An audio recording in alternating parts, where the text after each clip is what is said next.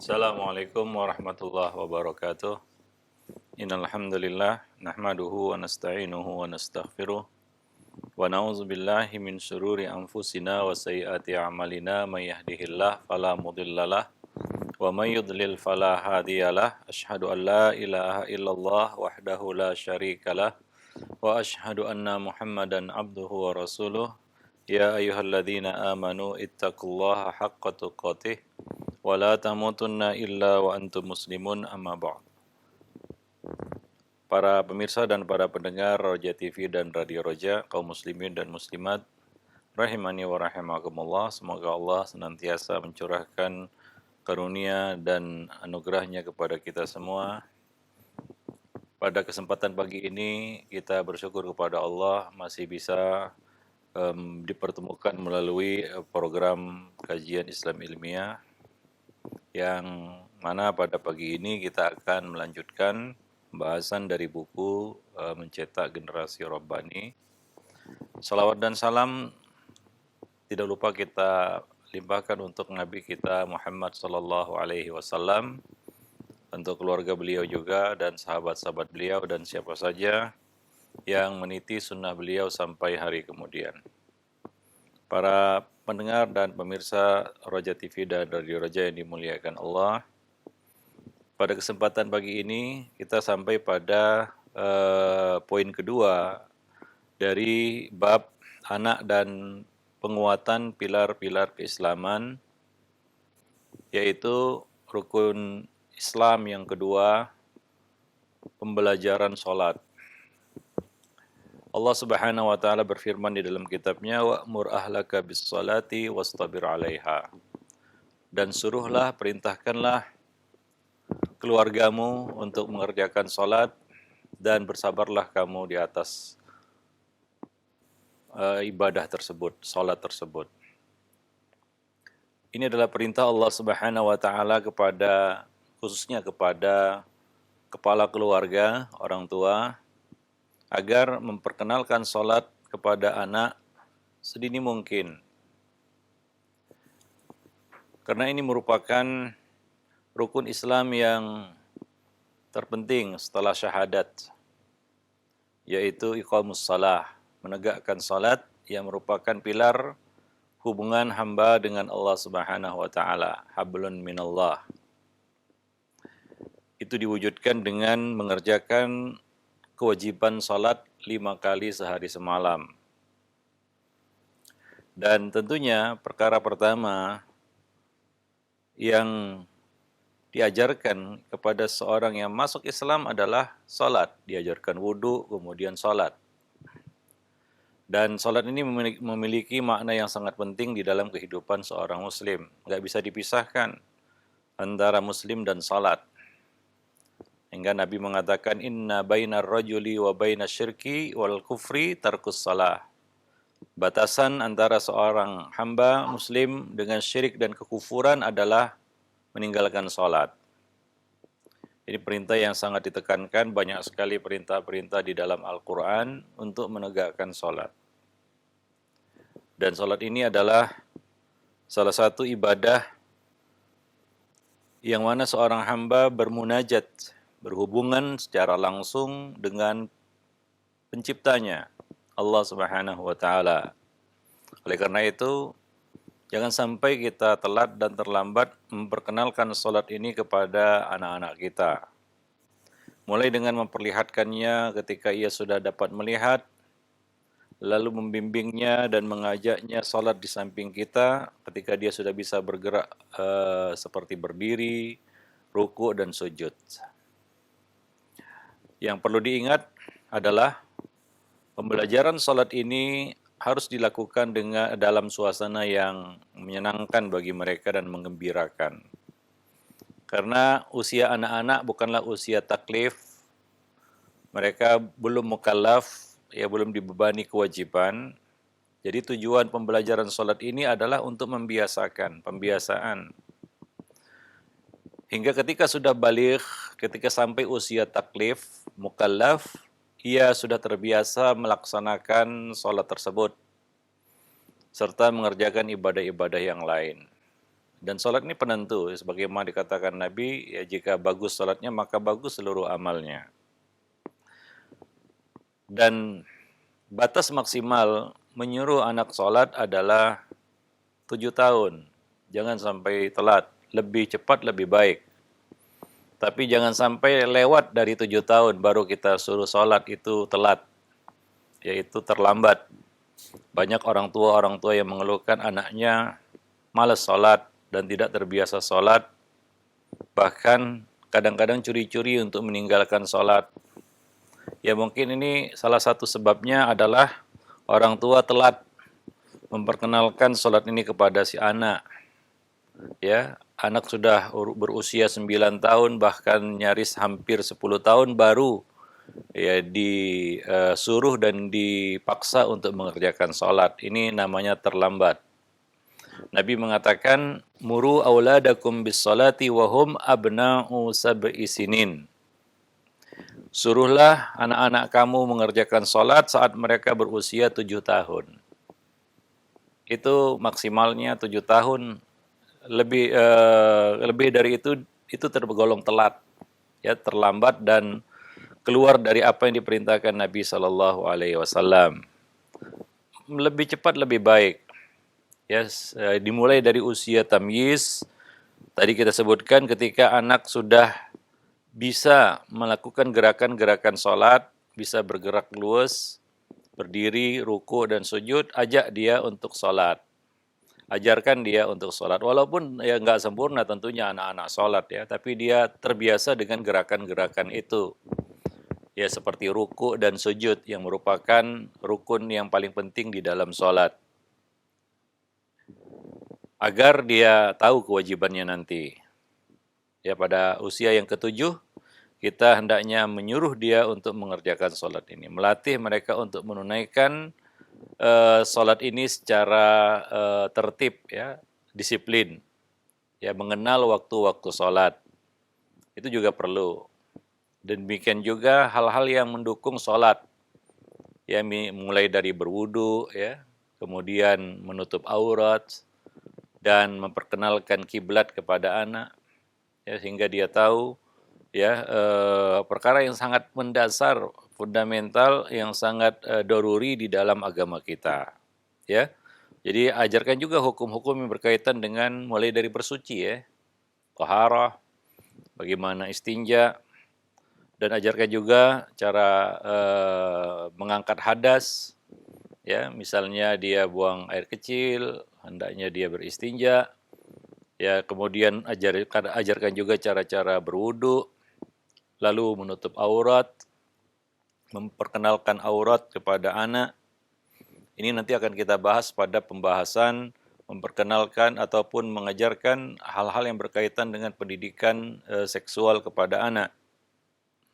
Dan juga ajarkan tata cara sholat Nabi secara ringkas. Rukun-rukunnya yang penting-penting, misalnya berdiri, ruku, i'tidal, sujud, duduk, ya, itu adalah bagian-bagian terpenting di dalam sholat yang bisa dilakukan oleh siapa saja, anak-anak juga bisa. Dan kewajiban-kewajibannya, sunnah-sunnahnya, ya, dan juga hal-hal yang bisa membatalkan sholat, ya, misalnya di dalam sholat tidak boleh berkata-kata. Nah, itu dilatih sejak dini. Minta mereka agar menghafal hal-hal yang penting di dalam sholat. Yang paling utama ya adalah surat Al-Fatihah.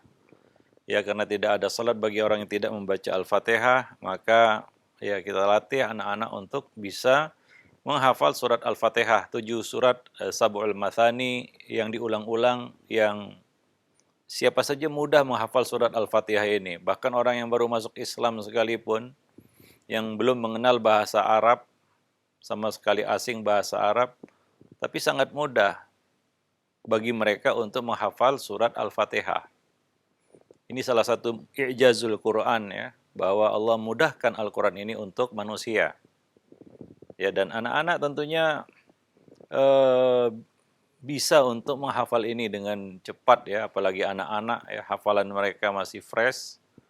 Ya, hendaknya dari kecil ya sudah dilatih untuk menghafal bacaan-bacaan sholat yang penting. Nah, demikian. Dan lakukan ini selama sejak dini, ya, makin cepat makin bagus.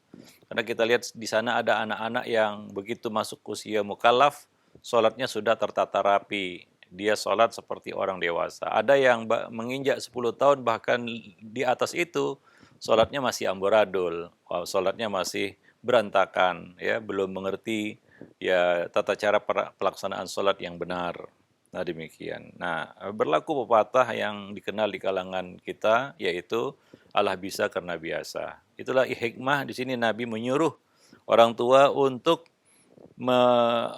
menyuruh anak-anak mereka ya memerintahkan melatih anak-anak mereka untuk mengerjakan sholat di usia 7 tahun maksimal ya. Jangan kurang, jangan lebih dari itu. Ya, nah demikian. Lebih dari itu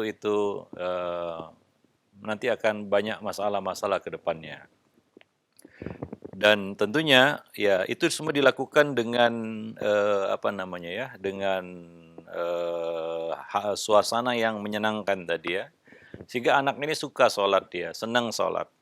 Maka dari itu Nabi tidak membolehkan kita mendahulukan targhib di sini ya, pemberian motivasi, dorongan ya, pancingan dan menunda dulu tarhib ya, ancaman, hukuman. Nabi mengatakan wadribuhum 'alaiha wa hum abna'u asyri sinin. Dan pukullah mereka kalau perlu dipukul ya. Karena tidak berarti harus memukul di sini. Ya, perintah untuk memukul di sini bukan harus betul-betul dipukul ya. Sama seperti pembolehan atau dispensasi untuk memukul istri ketika langkah pertama, kedua tidak berjalan, ya tidak harus dipukul juga. Ya, pertama dinasihati, nggak bisa pisah ranjang, nggak bisa boleh dipukul. Ya, bukan berarti harus dipukul dan bukan berarti harus pisah ranjang. Kita tahu bahwa Nabi tidak pernah memilih opsi memukul istri. Ya, walaupun mungkin ada alasan untuk itu, tapi Nabi tidak pernah menggunakan tangannya untuk memukul wanita.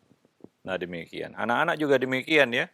Bukan berarti wadribum 'alaiha wa hum abna'u asyri sinin.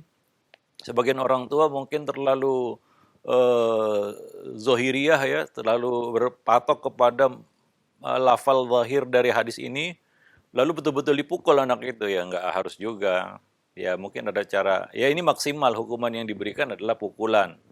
Pukulan itu juga ada kriterianya bukan asal pukul. Nah demikian ya.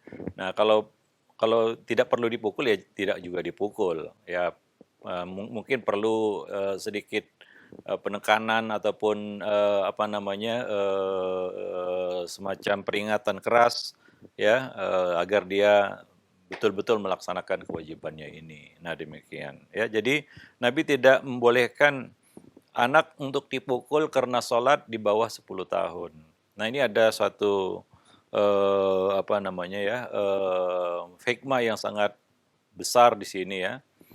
Masa 7 kalau kita anggaplah kita mulai menyuruh mereka di usia 7 tahun. Ada waktu 3 tahun ya untuk menyuruh mereka, melatih mereka, mentarghib mereka untuk terbiasa sholat dan menyukai sholat. Tanpa ada hukuman, tanpa ada ancaman, tanpa ada intimidasi, ya celaan. Ya, maka di usia di bawah 10 tahun itu anak itu disuruh saja sholat. Ya, dan dahulukan targhib di sini. Dan tunda dulu tarhib. Jangan diejek dia, jangan direndahkan dia, jangan dicela dia karena mungkin sholatnya masih berantakan ya. Atau kadang-kadang lalai lelet dah begitu ya. Sholat subuh misalnya udah jam 6 ataupun jam sudah terang begitu ya.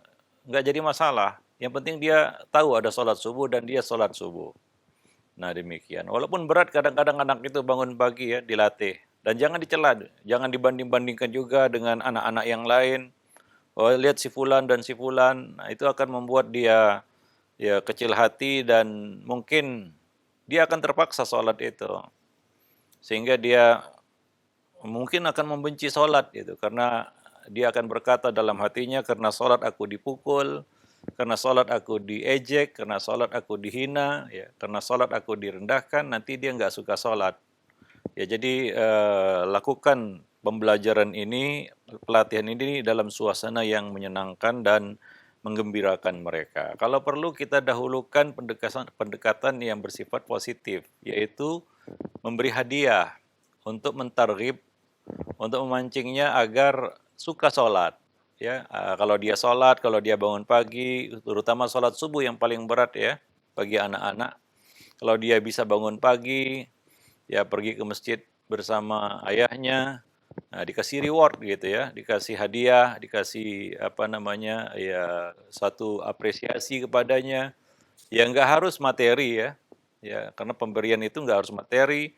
Ya bisa jadi kita berikan sesuatu yang membuat dia senang. Misalnya apa? Kita tahu anak kita sukanya makan apa begitu ya. Kalau kita masak ini dia begitu senang begitu. Nah itu kita beri ya semacam targhib kepadanya supaya dia suka sholat begitu ya dan tidak terbebani dengan sholat itu karena mereka juga belum mukallaf ini, belum balik lagi dan belum mukallaf ya. Nah dan tentunya ya hal ini perlu dilakukan secara kontinu terus ya, berkesinambungan terus menerus ya, karena sekali dua kali nyuruh sholat saja nggak efektif ya. Nah demikian karena ini adalah masa pelatihan yang perlu diulang-ulang terus ya perintahnya. Jangan ada orang tua mengatakan, wah bosan saya nyuruh anak saya sholat.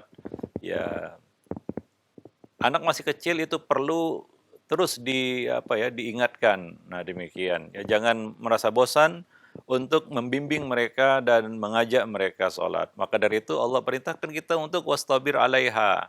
Dan bersabarlah kamu dalam mengerjakannya, dalam menyuruh anak keluargamu untuk mengerjakan sholat tersebut. Harus sabar ya. Nah demikian.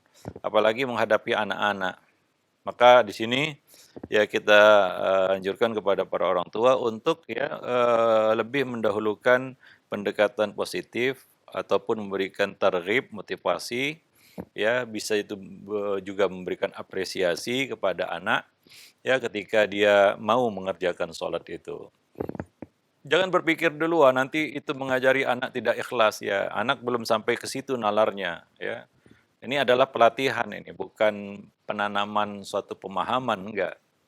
Ini kadang-kadang sebagian orang tua dia berpikir seperti anaknya itu adalah orang dewasa. Enggak, beda. Otak anak-anak bukan seperti otak orang dewasa. Anak-anak dengan dunianya. Ya beda dengan dunia orang dewasa. Otak mereka, akal mereka belum sesempurna senalar orang-orang dewasa.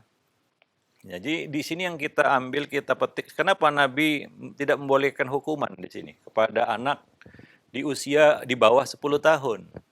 Kalau kita pikir secara logika, kita gunakan pendekatan orang dewasa, mungkin dengan hukuman dia mau sholat. Ya, tapi Nabi tidak mengizinkan. Ya, anak-anak itu dipukul karena meninggalkan sholat ya, apalagi karena perkara-perkara lainnya. Ya, maka ya lebih baik ya, sebaiknya anak ini dihindari dari terlalu dijejali dengan hukuman-hukuman, apalagi hukuman fisik.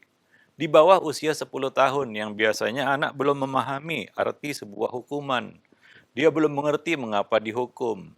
Ya, yang muncul adalah kebenciannya kepada perkara yang menyebabkan dia dihukum. Nah, demikian para pemirsa dan para pendengar yang dimuliakan Allah. Nah, demikian. Jadi jangan berpikir dulu nanti itu melatih anak-anak untuk tidak ikhlas. Ya, untuk mengharapkan sesuatu. Tidak, ya. Nah, demikian. Karena yang kita tuju di sini, yang kita capai di sini adalah membiasakan, pembiasaan. Allah bisa karena biasa. Membuat dia suka kepada sholat itu. Ya, apa yang ada di dalam hatinya, karena sholat saya bisa begini, bisa begitu, dapat ini, dapat itu. Nah demikian, hingga dia terbiasa untuk sholat itu. Nah demikian, ya minimal waktu 3 tahun. Makanya kita katakan tadi lebih cepat lebih baik, ya lebih cepat lebih baik. Bukan berarti suruhlah anak-anak kamu untuk sholat di usia 7 tahun, ya benar-benar 7 tahun, enggak juga. Ya bukan seperti itu memahaminya. Tapi itu batas maksimal untuk menyuruhnya. Ya, jangan sampai lewat dari itu. Karena lewat dari itu telat. Ya, nah waktu 2 tahun itu mungkin kurang. Ya apalagi cuma 1 tahun, apalagi cuma 1 bulan. Besok dia mau balik, baru hari ini disuruh-suruh sholat. Ya gimana dia mau sholat? Dan bagaimana dia terbiasa sholat? Nah demikian. Wallahu a'lam bishawab. Nah, Jadi itu salah salah satu perkara yang penting ya untuk membiasakan dan melatih anak untuk sholat. Dan tentunya kita kawal sholatnya, berusaha untuk memperbaiki sholat mereka dari waktu ke waktu. Karena ya tentunya namanya anak-anak sholatnya ya pasti masih berantakan ya. Tapi ya seiring dengan perjalanan waktu ya jangan jangan andalkan juga pelajaran yang ada di sekolah. Kadang-kadang juga nggak sinkron apa yang diajarkan orang tua di rumah dengan apa yang diajarkan di sekolah, tergantung sekolahnya. Maka pilihlah sekolah yang betul-betul mengajarkan sholat yang benar, sholat seperti Nabi mengerjakan sholat, ya. Karena banyak juga sekolah-sekolah yang mengajarkan sholat itu asal-asalan, ya. Nah, rujukannya tidak benar sehingga ya banyak ya kalau dari kecil dasar sholatnya salah itu susah untuk memperbaikinya ya. Seperti kita tahu bersama hari ini banyak orang tua yang dibenarkan cara sholatnya nggak mau dia karena memang sudah dari kecil sholatnya seperti itu. Terus terang saja kita ini sholat mungkin 80% itu hasil melihat orang. Dulu waktu kita masih kecil, kita lihat orang-orang sholat di musola ya atau di masjid seperti itu, ya kita selaku anak kecil kita tiru itu tanpa mengetahui apa yang kita tiru itu benar atau salah. Nah, demikian ya kalau pendidikan dasar ya, pendidikan masa kecil itu salah. Untuk memperbaikinya nanti ketika dia sudah dewasa itu berat karena sudah tertanam dalam benaknya inilah sholat. Selain itu mungkin tidak dianggapnya sholat. Ya, selain itu mungkin dianggapnya salah. Maka dari itu ya kita perlu mengawal secara tata cara sholatnya, sifat sholatnya. Nah demikian ya. Ada beberapa buku rujukan mungkin yang bisa kita gunakan untuk memperbaiki sholat anak-anak kita. Ya di samping kita juga sebenarnya para orang tua juga harus belajar sholat juga. Karena banyak dari mereka yang sholatnya itu ya masih ya hasil melihat tadi ya, bukan hasil belajar, bukan karena ada riwayat, tapi semata-mata karena dia melihat. Nah, demikian ya. Apalagi anak-anak ya, tentunya dia datang mungkin ke masjid atau dia lihat orang tuanya sholat di rumah, dia tiru. Nah, jadi perlu dilatih dan dikawal sholatnya, ya tata cara sholat yang benar, ya pelan-pelan ya. Misalnya meletakkan tangan, ya dan lain sebagainya. Dan tidak perlu di sini ada pemaksaan, ya dan celaan, hindari celaan di sini ya. Nah, demikian. Ya namanya melatih ya. Ya, itu binatang buas. Kalau tidak sabar pelatihnya, itu akan tetap buas. Dia perlu sabar, ya ada kelembutan, ya dengan apa namanya dengan lunak hingga akhirnya binatang buas itu jadi jinak. Nah, jadi perlu terus usaha yang ya keras dan sabar ya untuk apa namanya menanamkan ini kepada anak-anak ya. Dan juga ya tentunya hal-hal lain yang berkaitan dengan salat. Ya tadi kita sebutkan tohara, ya berwudu, ya menutup aurat itu adalah hal-hal yang penting di dalam sholat sehingga dia tahu kalau sholat itu bagaimana cara menutup aurat ya. Hal-hal yang harus dihindari di dalam sholat seperti berbicara ya. Nah, makan kadang-kadang kita lihat anak kita sholat sambil makan dia kan begitu ya. Nah, ya ajarkan dia pelan-pelan sehingga dia tahu kalau sholat jangan bicara, kalau sholat jangan makan kan begitu. Nah, demikian. Wallahu a'lam bishawab. Dan khusus bagi anak laki-laki ya, tentunya ada di sana kewajiban lain selain sekedar mengerjakan sholat, yaitu mendatangi masjid untuk mengerjakan sholat berjamaah di masjid. Dia pasti mendengar azan, ya dan latihlah, bawalah anak-anak kita ini untuk ikut sholat berjamaah di masjid. Kalau mereka memang sudah layak untuk dibawa ke masjid ya, maka dari itu perlu dikasih landasan, diberi landasan di rumah, pendidikan di rumah tentang adab-adab masjid. Sehingga ketika dia sudah waktunya untuk dibawa ke masjid, dia mengerti masjid itu tempat apa. Masjid itu bukan taman bermain, ya, bukan tempat untuk bermain. Nah, dia mengerti. Nah, itu harus ditanamkan ya kepada anak-anak. Memperkenalkan masjid itu bukan seperti tempat-tempat lain di luarnya. Nah, ini perlu ya karena masjid itu adalah istana ya, tempat membina generasi muslim. Nggak tepat juga melarang secara mutlak anak-anak datang ke masjid. ya, karena ada juga masjid yang melarang anak-anak masuk masjid. Nah, ini juga terlalu ekstrim. Ya, Nabi juga membiarkan anak-anak datang ke masjid dan sholat bersama kaum muslimin di masjid. Ya, nah demikian. Dan bahkan Nabi membiarkan mereka masuk ke saf-saf orang dewasa. Nggak perlu dibuat saf khusus anak-anak. Seperti yang dilakukan oleh sebagian orang ya, membuat saf khusus untuk anak-anak. Nah, jadi biarkan mereka berbaur dengan orang dewasa. Ada yang beranggapan wah mereka nggak wudhu, mereka mungkin toharohnya masih nggak benar kan begitu. Itu memutus saf tidak, ya. Nah, jadi dulu Abdullah bin Abbas juga pernah ikut sholat bersama Nabi, ya datang dengan keledainya, masuk ke saf dan sholat bersama kaum muslimin. Ya, nah demikian. Jadi dibiarkan Nabi Shallallahu Alaihi Wasallam. Yang penting di sini adalah kerjasama para orang tua ya, agar memperkenalkan adab-adab masjid, adab-adab terkait dengan masjid kepada anak, sehingga anak ini tidak bermain-main di sana, ikut sholat bersama kaum muslimin ya. Nah, kita lihat juga ada anak-anak yang ngerti, ya terdidik ya, teredukasi dengan baik ketika dia datang ke masjid. Ya, dia sholat, mengikuti ya, kaum muslimin sholat. Nah, di sana ada juga anak yang tidak terdidik, lari sana, lari sini, teriak-teriak, ya, mengganggu orang yang sholat. Ya, kita lihat sebagian anak-anak seperti itu, anak-anak ini nggak bisa disalahkan juga. Ya, tentunya di sini orang tua yang harus merasa ya bahwa anak itu ya perlu diberi landasan untuk datang ke masjid, pendidikan adab. Kalau dilalaikan maka itu adalah salahnya, mengganggu kaum muslimin misalnya. Nah, demikian ya. Nah, kadang-kadang terjadi pertengkaran antara pihak BKM dengan jemaah yang membawa anak-anak ke masjid. Ya, sehingga ada orang tua yang yang memusuhi masjid karena masjid memusuhi anaknya begitu. Ya, tentunya ini akan merugikan ya semua pihak. Nah, demikian. Jadi masjid itu adalah tempat yang paling baik bagi anak-anak.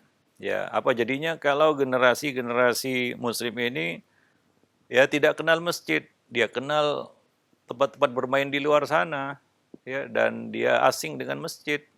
Ya, bukankah salah satu orang yang dinaungi Allah Subhanahu wa taala pada hari kiamat adalah orang yang hatinya terpaut dengan masjid, terkait dengan masjid.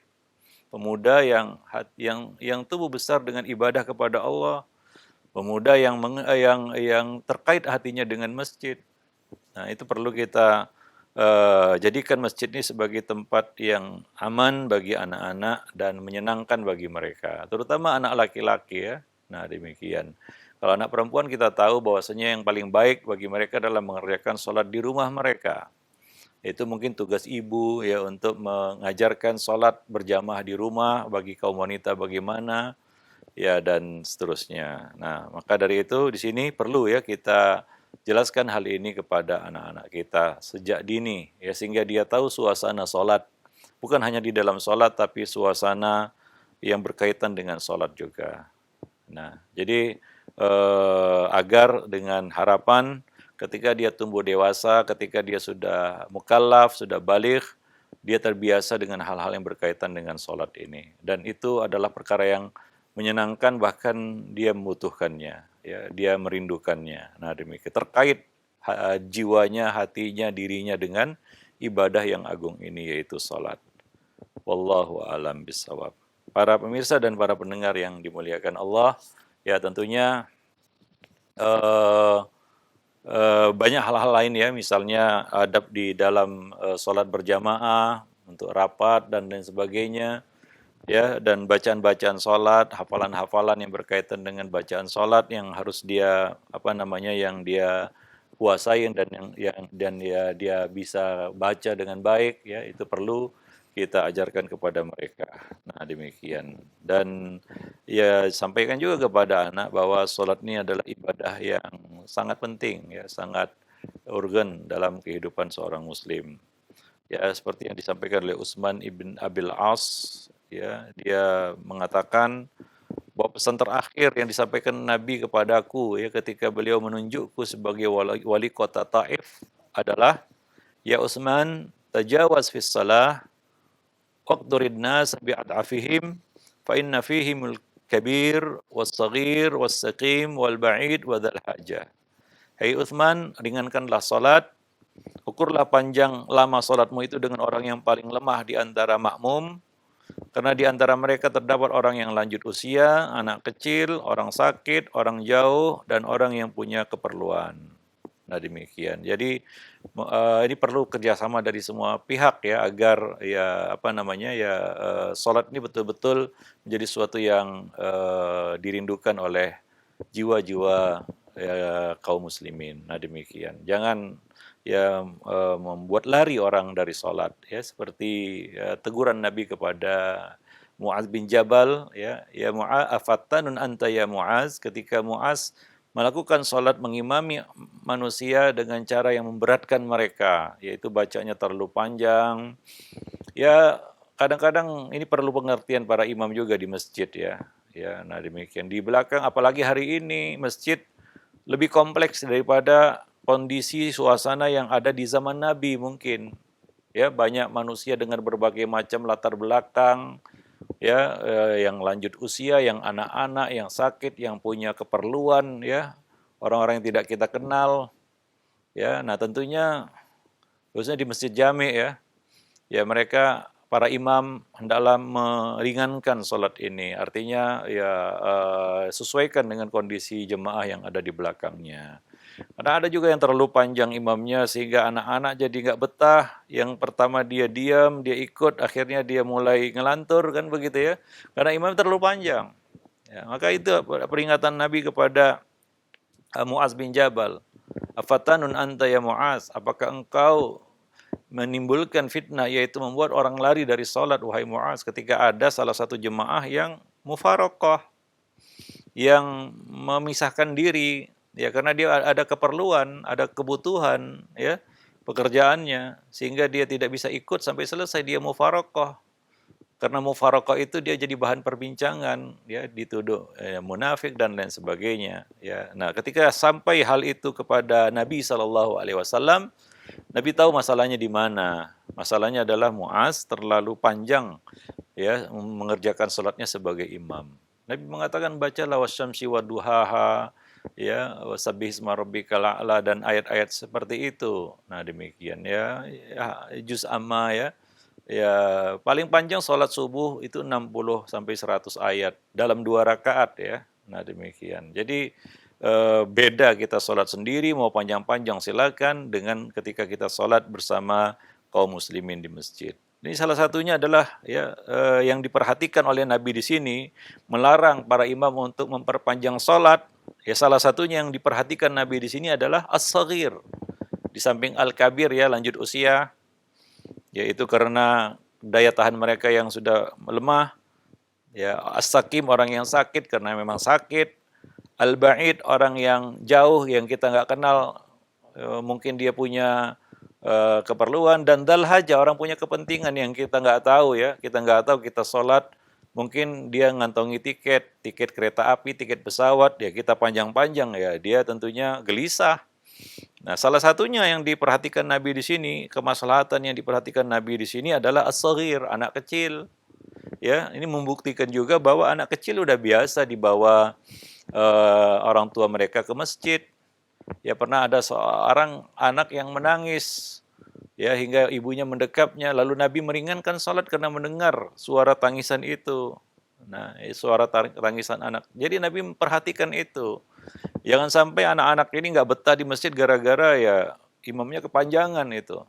Ya mungkin ya tidak perlu show juga ya, pamer juga di masjid dengan bacaan kadang-kadang meniru bacaan-bacaan qurra ya, itu juga nggak perlu takalluf seperti itu ya hingga berlama-lama panjang-panjang, dan ya bukan itu tujuannya. Masjid itu tempat tarbiyah bagi kaum muslimin ya. Nah demikian. Nah Nabi kadang-kadang sering ya sehabis sholat menyampaikan sepatah dua patah kata, memberikan pelajaran-pelajaran kepada kaum muslimin. Nah demikian setelah mengerjakan sholat.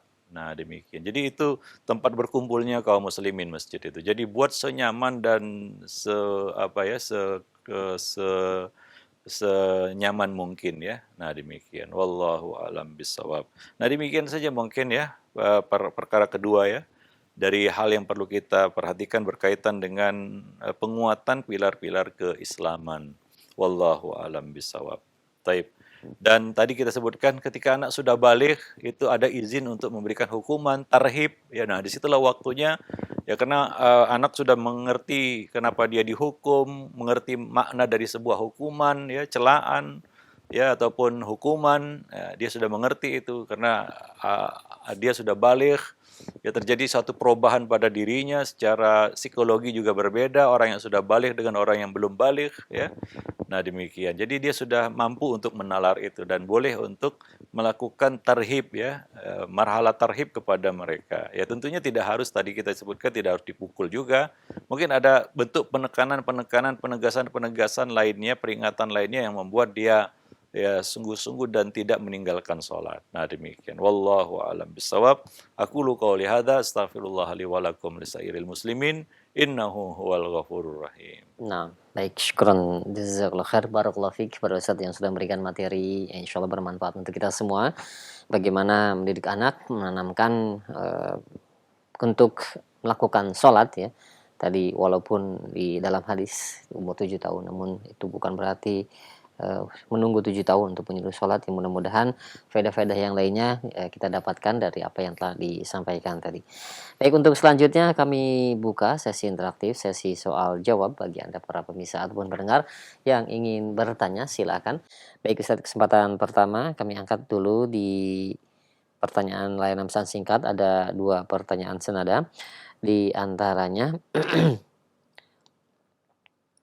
dari penanya hamba Allah yang berada di Buton dan penanya yang lainnya. Assalamualaikum warahmatullahi wabarakatuh.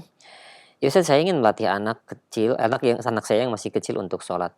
Namun karena ayahnya sibuk bekerja hingga malam, larut malam, hanya libur saja bisa membawanya ke masjid.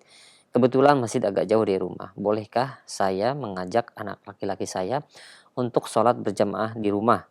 Kadang saya jadi imam dan kadang juga saya jadikan dia menjadi imam karena bacaannya sudah cukup lumayan walaupun belum mumayyiz Ustadz.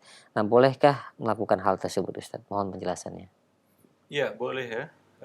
Anak kecil yang sudah mumayyiz ya, menjadi imam pernah juga dilakukan oleh Aisyah ya, menunjuk seorang anak kecil yang lebih bisa baca Quran sebagai imam. Dan kita katakan di sini perlu kerjasama ya antara ayah dan ibu untuk melatih anak-anak ini untuk biasa sholat. Nah, demikian. Ketika ayah tidak ada, hendaknya ibu yang mengambil peran itu. Nah, ketika ayah di rumah, mungkin ayah perlu aktif untuk melatih anak-anak, terutama tadi kita katakan anak laki-laki ya, yang seharusnya dia dilatih untuk pergi ke masjid ya. Tapi karena ini masih belum balik ya, nah jadi mungkin perlu dikawal oleh orang tua untuk pergi ke masjid. Ya maka orang tua yang sibuk tadi mungkin bisa meluangkan waktu Sabtu atau Ahad, waktu libur untuk ya membawa anak-anak ini ke masjid. Atau kalau misalnya dia maghrib sudah pulang, sudah sampai di rumah, dia membawa anak ini sholat maghrib dan isya di masjid ya atau sholat subuh. Nah, demikian. Jadi kita pelan-pelan ya menanamkan ini kepada anak ya, membawa dan mengajak mereka khususnya anak laki-laki tadi ya ke masjid. Nah, demikian. Wallahu a'lam bishawab. Dan kalau tugas itu terhalang nggak jadi masalah juga ya seorang ibu membawa anaknya ke masjid. Ya seperti yang terjadi juga di zaman Nabi, seorang ibu membawa anaknya ke masjid dan anak itu menangis dan Nabi meringankan sholat. Nabi tidak melarang wanita yang bawa anak itu ke masjid. Dengan mengatakan misalnya jangan bawa anak-anak ke masjid, tidak juga. Ya, nah demikian. Jadi di sini yang perlu memberikan toleransi adalah orang dewasa, ya. Nah, bukan yang dikorbankan anak-anak. Ya, jadi ada banyak faedah yang bisa kita petik dari hadis tersebut. Ya, seorang wanita boleh membawa anaknya ke masjid. Nah, kemudian ketika anak ini menangis, ya bukan yang disalahkan anak ini, disuruh diam, dimarahi kan begitu ya. Ya anak kecil namanya, dia menangis ya wajar. Nah, di sini yang memberikan toleransi adalah orang tua, ya. Nah, imam ini Nabi ya, sampai meringankan sholat karena mendengar suara tangisan anak. Nah, demikian. Wallahu alam bisawab. Jadi ya jadi masalah juga dia seorang ibu ini membawa anaknya ke masjid ya. Nah, kalau bisa ya Sambil sambil diawasi. diawasi tentunya dan dilatih ya. Anak itu perlu dilatih dari rumah. Makanya kita sebutkan tadi pendidikan rumah itu akan nampak hasilnya di luar, gitu ya. Terutama di tempat-tempat berkumpulnya manusia kaum muslimin ya. Nah demikian perlu diajari mereka adab-adab majelis ya, adab-adab di masjid dan jenisnya. Wallahu a'lam Nah, bishawab. bagaimana jika si anak ini menjadi makmum, Ustaz? Di salat jahar, misalkan maghrib dan isya, si ibunya di imam. Bagaimana, Ustaz? Ya, sebenarnya anak ini nggak masuk hitungan juga ya, karena dia juga bukan mukallaf, dia boleh jadi makmum ya, Heeh. mengikuti ibunya sholat di sampingnya. Ini kan masa latihan ya, apa namanya, bukan berarti dia betul-betul sebagai orang yang sholat di situ, melatih dia sholat. Kadang-kadang anak ikut sholat dari awal ya, Iya. tapi di akhir udah tak kemana dia. Ya. Nah, itu namanya anak-anak harus pelan-pelan sabar ya. Nah, membimbingnya dan menuntunnya untuk mau sholat dan bisa sholat, gitu. Nah, Senang sholat ya. Jadi intinya dia senang sholat. Walaupun kadang-kadang anak-anak dari awal dia ikut di samping kita, rakaat kedua, ketiga dia entah kemana, nanti rakaat terakhir balik lagi dia. Anak-anak namanya. Nah demikian. nah, Wallahu a'lam bishawab. nah. Ya, baik, sekian jazakallahu khairan atas jawaban Ustaz. Demikian, dan selanjutnya ada pertanyaan, tidak disebutkan nama dan tempatnya, Ustaz. Anak yang sudah menikah, apakah masih menjadi tanggung jawab orang tua, Ustaz, dalam perihal menyuruh sholat? Karena ketika setiap tiba waktu azan itu selalu tidak ada, Ustaz, untuk anak yang sudah menikah tersebut.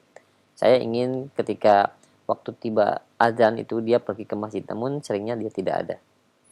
Ya, kalau ditanya apakah wajib ya, itu adalah kewajiban orang tua yang nggak akan pernah berhenti ya, membimbing anak-anak mereka, walaupun anak mereka sudah besar ya, sudah balik, sudah tetap punya kewajiban untuk amar ma'ruf nahi mungkar ya tentunya ya, minimal itu ya amar ma'ruf nahi mungkar ya, atau dia lihat anaknya nggak sholat, dia wajib perintahkan sholat.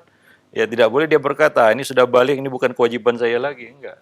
Ya kewajiban, bahkan itu kewajiban setiap muslim ya kepada muslim yang lainnya, yaitu apa, amar ma'ruf nahi mungkar, tawasi bil haqqi wa tawasi bisabar. Bukan hanya kewajiban orang tua ini aja, kewajiban sama muslim ya untuk mengingatkan sholat begitu. Apalagi ini statusnya adalah anaknya.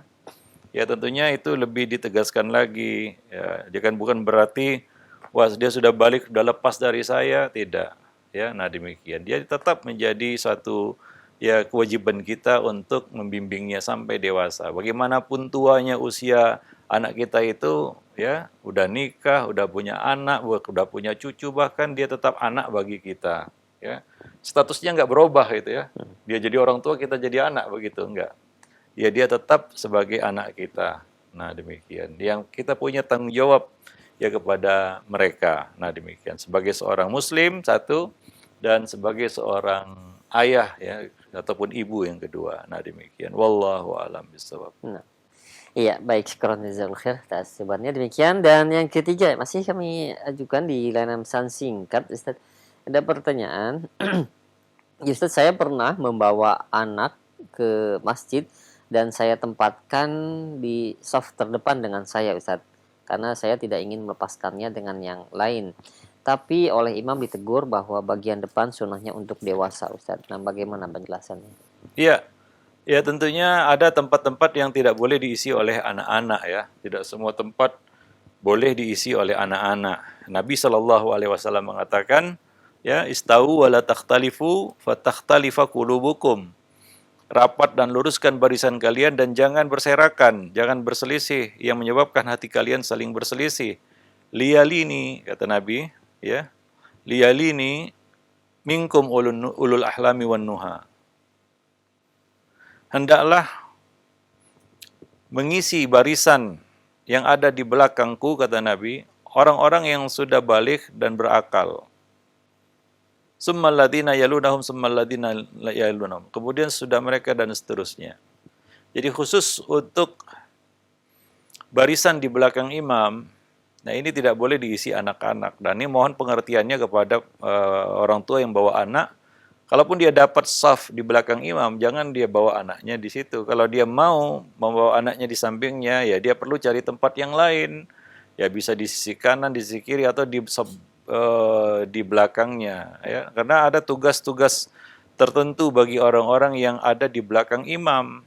Yaitu ketika terjadi sesuatu pada imam, mungkin imam berhalangan, batal wudhunya, atau tiba-tiba dia sakit dan dia keluar dari sholat, mufaraqah dari sholat. Nah itu orang-orang yang di belakang itu punya kewajiban untuk menggantikan imam, naib imam. Ya demikian pula istiftah, yaitu ketika imam salah baca atau imam lupa bacaan, ada sesuatu yang terjadi di dalam sholat, maka orang yang di belakang imam ini punya kewajiban dan punya tugas untuk membantu bacaan imam atau menegur imam dengan mengucapkan subhanallah, ya, karena mereka orang-orang di belakang imam yang tahu persis bagaimana kondisi imam. Kalau yang jauh-jauh mungkin nggak ngerti kondisi imam bagaimana. Nah, mungkin kalau dia baca salah baca juga sayup-sayup kedengarannya. Dan kalaupun yang jauh, ya misalnya di ujung kanan, ujung kiri, imam salah baca, ya nggak mungkin dari sana itu dia bisa mengoreksi karena terlalu jauh. Ya bisa berantakan juga si imam karena dia juga tidak bisa mendengar dengan jelas orang-orang yang membetulkan bacaannya yang suaranya jauh. Itu adalah tugas orang-orang yang di belakang imam tadi. Maka ketika kita mengambil posisi di belakang imam, pastikan kita adalah orang yang layak untuk menggantikannya kalau terjadi sesuatu pada imam. Nah demikian. Maka dari itu tidak boleh ya posisi ini ditempati oleh orang-orang yang belum baligh. Ya, bahkan awam, kalau kita orang awam nggak ngerti baru pertama sholat, jangan, atau ya baru mengenal sholat, atau memang nggak ngerti fikih sholat, ya jangan di belakang imam. Ya pengertian sendirilah. Ya itu adalah tempat yang memang khusus untuk ulul ahlami wan nuha, kata Nabi. Itu orang yang ahlam artinya sudah balik, dan nuha berilmu. Orang balik dan berilmu yang di belakang imam itu. Nah demikian. Wallahu alam bisawab. Ya, supaya bisa dia menggantikan tugas imam apabila imam berhalangan. Wallahu alam. Nah, ya baik, syukran atas jawabannya Ustaz. Demikian untuk 3 pertanyaan kami ajukan di layanan pesan singkat, dan selanjutnya kami berikan kesempatan untuk Anda yang ingin bertanya di layanan telepon. Silakan. Halo. Assalamualaikum warahmatullahi wabarakatuh. Ya, waalaikumsalam warahmatullahi wabarakatuh. Dengan siapa di mana? Pak Rashid, Jakarta. Iya, silakan Pak Rashid. Assalamualaikum Pak Ustadz. Waalaikumsalam warahmatullahi wabarakatuh. Terkait ini jamaah yang berada di belakang imam ini Pak Ustadz. Iya. Pengalaman saya di masjid-masjid dekat rumah saya ini, yang di belakang imam itu makmum biasa gitu Pak Ustadz. Nah ini memang apakah dari masjid itu tidak ada pencerahan atau bagaimana? Maksudnya makmum biasa? Iya, artinya kan tadi yang kata Pak Ustadz kan harus yang mengerti lah ketika bacaan imam salah, dia menugaskan gitu. Iya. Nah kadang-kadang malah imam rawatib yang lain itu di belakang. Oh iya. Nah ini maksud saya siapa nih Pak Ustadz, kewajiban memberitahu itu kan harusnya pengurus ya. Iya. Iya. Baik. Ini tidak gitu Pak Ustadz. Memang pernah terjadi kesalahan yang membetulkan di belakang, ya nggak dengar imam itu. Iya. Itu Pak Ustadz. Iya. Iya, Pak Ustadz. Jadi, baik. pencerahan Pak Ustadz. Terima kasih. Assalamualaikum warahmatullahi wabarakatuh. Waalaikumsalam warahmatullahi Waalaikumsalam warahmatullahi wabarakatuh. Baik, kepada Pak Rashid ya di Iya. Jakarta. Ini masalah ya di masjid-masjid, pengurus masjid atau sekarang disebut BKM ataupun Badan Kenaziran Masjid atau apapun namanya, itu kadang-kadang nggak mengerti juga fikih masjid. Ya, banyak hal-hal yang perlu dikoreksi dari pelaksanaan ya sholat berjamaah di masjid yang perlu diketahui oleh pengurus dan orang-orang yang terkait dengan ibadah di masjid, yaitu sholat, ya, mulai dari muazinnya ya sampai imamnya, kan begitu ya. Nah kadang-kadang muazin juga ya karena nggak mengerti fikih azan, ya hujan lebat, selebat-lebatnya dia tetap hayya 'alas shalah, hayya 'alal falah juga kan begitu ya. Ya, siapa yang datang juga ya. Nah kan harusnya mengerti ya dan diajarkan kepada muazin kalau misalnya ketika waktu tiba waktu sholat tiba hujan lebat ya yang halangi orang datang ke masjid, ya seharusnya disuarakan as-salatu fi rihalikum ya. Nah demikian. Nah tapi ya sedikit muazin yang ngerti fikih ini kan begitu ya. Sampai-sampai kemarin ketika dianjurkan untuk ibadah di rumah, masjid-masjid tetap menyuarakan hayya 'alas shalah, hayya 'alal falah. Padahal orang-orang tidak datang itu karena terhalang karena satu uzur, yaitu adanya wabah ya COVID-19 kemarin. Nah demikian. Sekarang alhamdulillah sudah aktif kembali masjid-masjid ya. Nah jadi ini harus tahu, paham si muazin ini fikih azan itu dari muazinnya ya. Nah kemudian imam itu lebih-lebih lagi, dia mengerti apa yang berkaitan dengan salat, ya, meluruskan saf dan lain sebagainya. Nah kemudian ya, nah di sini tadi disinggung orang-orang yang di belakang imam. Nah maka perlu pihak masjid di sini ya memang menempatkan ya orang nawaibnya. Nawaib itu artinya wakil pengganti imam itu di belakang imam. Satu hal yang keliru juga ya, yaitu menempatkan muazin di belakang imam ini. Ya muazin, biasanya muazin yang qomat di belakang imam. Ya ini tidak harus juga, tidak harus muazin yang di belakang imam. Kadang-kadang muazin juga nggak ngerti tentang sholat. Begitu imam berhalangan dia juga nggak ngerti. Imam salah baca, imam melakukan satu gerakan yang mungkin salah, dia diam saja, dia tidak subhanallah, dia tidak dan sebagainya. Nah, jadi nggak harus muazin juga seperti kebiasaan banyak masjid di belakang imam itu muazin, ditulis muazin. Ya enggak. Nawaib, pengganti imam, ulul ahlami wan nuha kata Nabi, orang yang sudah balik jelas orang dewasa ya. An-nuha artinya orang yang berilmu, ya di situ ya. Maka ya tentunya ada pengganti imam atau wakil imam ya. Atau imam banyak, ada 3 imam misalnya ya. Ketika sholat ini imam-imam yang lainnya harusnya di belakang imam, ya, imam yang bertugas begitu, sehingga ada apa-apa ya dia siap untuk menggantikannya. Nah demikian ya. Nah jadi satu hal juga ya orang yang mukim, orang yang mengikomatkan sholat itu tidak harus muazin. Ya tidak harus muazin yang mengikomatkan sholat, karena hak iqamah itu ada di tangan imam, bukan di tangan muazin. Ya, iqamat itu ada di tangan imam. Masuk waktu itu di tangan muazin. Karena tugas muazin itu adalah mengintai dan mengamati waktu sholat. Kalau sudah masuk, dia orang yang berhak untuk menyuarakan azan. Dia yang punya wewenang itu. No, iqamat bukan wewenang muazin. Nah ini yang keliru juga sebagian masjid ya. Nah imamnya belum ada, muazinnya sudah qomat itu. Sehingga kelabakan nih siapa yang jadi imam begitu. Hingga akhirnya tolak-tolakan, sorong-sorongan kan gitu, dorong-dorongan. Gak ada yang jadi imam. Karena imamnya belum hadir di situ. Jadi ya, tata cara atau fikih yang benar ketika imam sudah berada di tempat atau imam sudah datang baru iqamat. Atau imam menyuruh untuk iqamat. Siapapun yang dia suruh. Gak harus muazin. Ya, siapapun yang dia suruh untuk qomat. Nah demikian. Wallahu a'lam bishawab ya. Karena iqamat itu beda dengan azan. Iqamat itu adalah peringatan ataupun seruan untuk menegakkan salat. Sementara azan itu adalah pengumuman, iklan masuknya waktu salat. Beda antara keduanya. Wallahu a'lam bishawab. Jadi nggak harus juga muazin di belakang imam gitu. Nah demikian. Wallahu a'lam bishawab. Mungkin sampai di sini dulu pertemuan kita pada pagi ini. Mudah-mudahan bermanfaat. Lebih dan kurang saya mohon maaf. Subhanakallah bihamdik. Asyhadu an la ilaha illa anta astaghfiruka wa atubu ilaik. Assalamualaikum warahmatullahi wabarakatuh.